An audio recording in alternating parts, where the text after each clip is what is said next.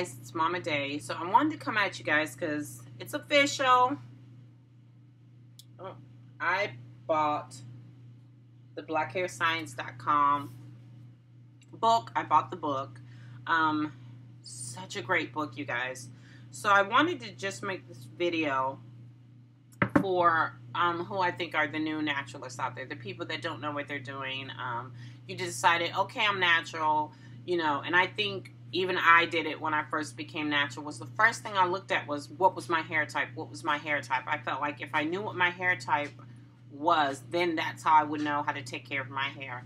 And I think with doing that, that was actually the wrong thing to do. I think I should have paid attention more towards what my hair porosity is. If you've seen my video or you haven't seen it, I'm 2.5 years natural now. What I go into detail about porosity. Porosity is basically talking about the shaft of your hair and the cuticles within your hair. It talks about the absorption, how your hair absorbs water when you're washing it, or it, you know, because your cuticles are so open, it doesn't absorb that water. That water goes in and it goes right back out. So I think you should first find out if you're porous or not, if your hair is porous or not. A best way to do that, again, it's in that video, is you're going to take a cup of water, clear glass cup of water, and you're going to fill it up, and you're going to take your hair from a comb, a brush, whatever, and you're going to take that hair and put it into that water. You're going to wait a minute or two, and then you're going to see where your hair level is. If that hair goes all the way to the very bottom of that glass, you have a high porosity, which means your cuticles are wide open. If that hair floats to the middle, then you have a mid porosity. You're in between the stages of open cuticles and closed cuticle, which isn't bad. And then if it goes to the top, the best hair ever, you have a low porosity, which is great. That means your cuticles are shut, your hair is healthy. Congratulations. So, not so much a lucky person. I've gone through I'm in a high porosity. It's simply so I dye my hair, and because I dye my hair, that gives me a high porosity because of the chemicals in my hair. And anytime you dye your hair, if you relax your hair, if you do any chemical process to your hair, you're causing your cuticles to open up. That chemical keeps it open so that that dye or that relaxer can go into your hair strand, and it won't close down. The only way you can get that to close down is acidic things, like I do apple cider vinegar.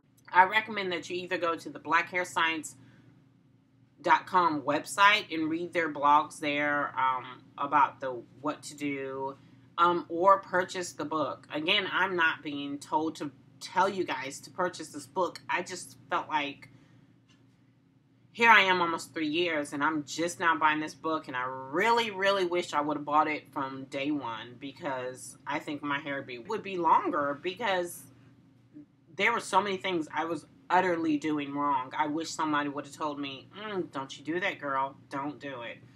So I will be that voice for you. A couple of things I want to get into.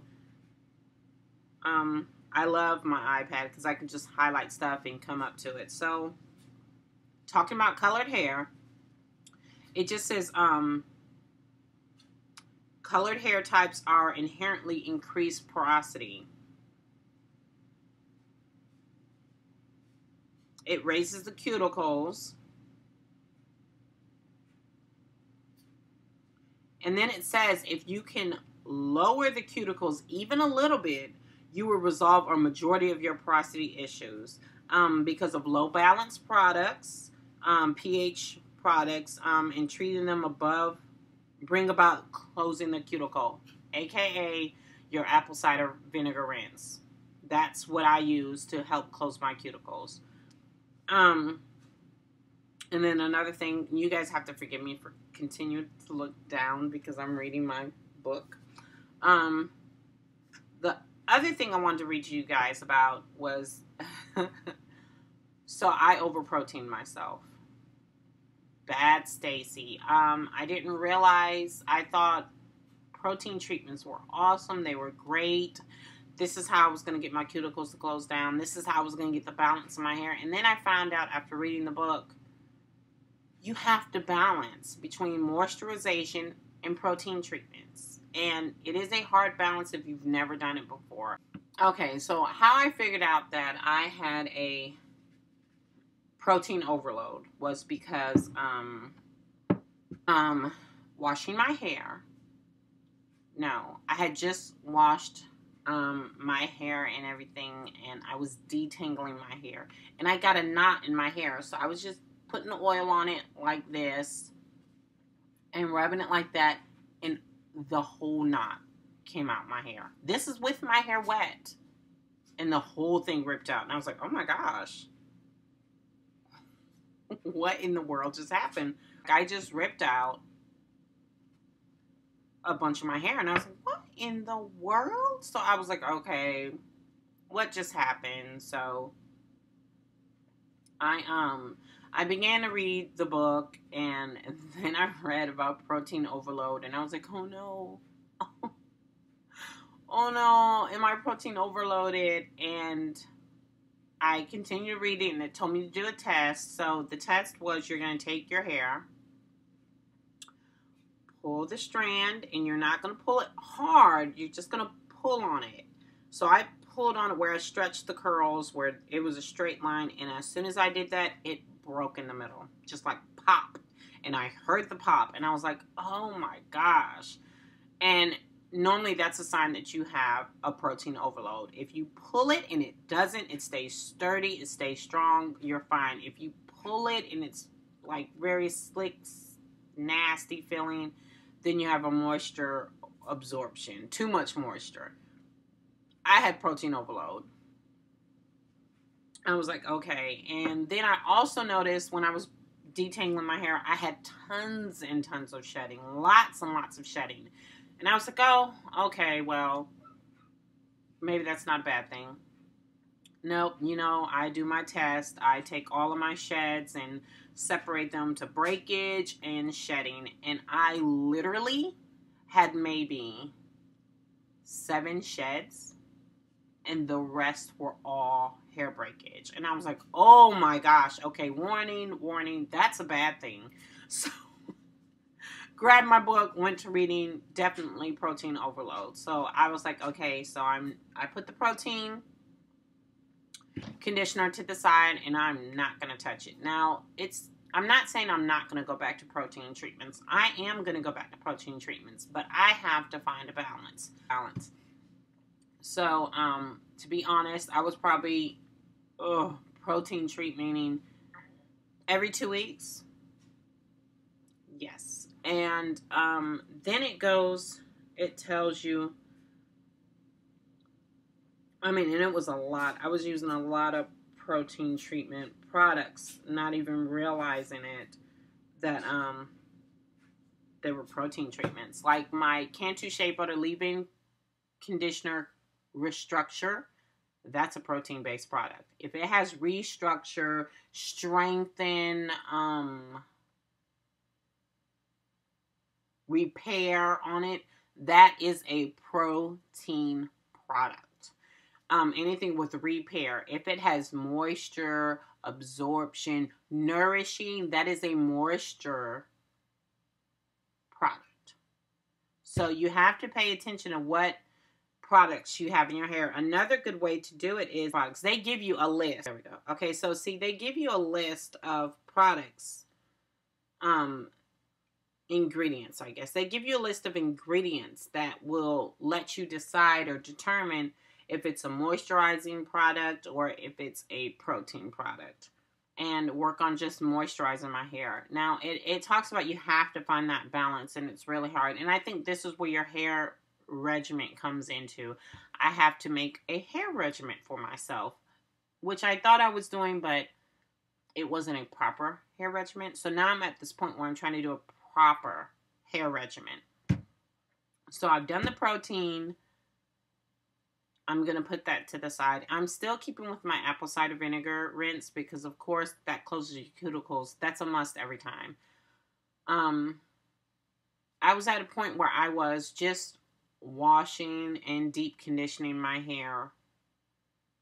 I wasn't deep conditioning my hair at all. I was using my protein treatment as my deep conditioner. So I'm going to pull that out, the protein out, and I'm going to do my deep conditioner. I'm using my humectant conditioner as my deep conditioner simply because it's the fall and that increases your moisture level up 2 times of its normal moisture level. And because right now I need moisture, I'm going to deep condition with that. And I'm probably going to be doing it twice a week instead of once a week. And I know during the fall, you probably shouldn't do your hair, wash your hair more than once a week. But because I have such a high, my hair is so over proteined, I have to, emergency right now is put that moisture in my hair. Yeah, I'm so upset. I thought I was doing the right thing and I'm not doing the right thing. So I had a total fail and I feel so, tragic. But I'm going to share this with you because maybe someone else is doing the same thing I'm doing. Maybe they're like, oh my God, Stacy,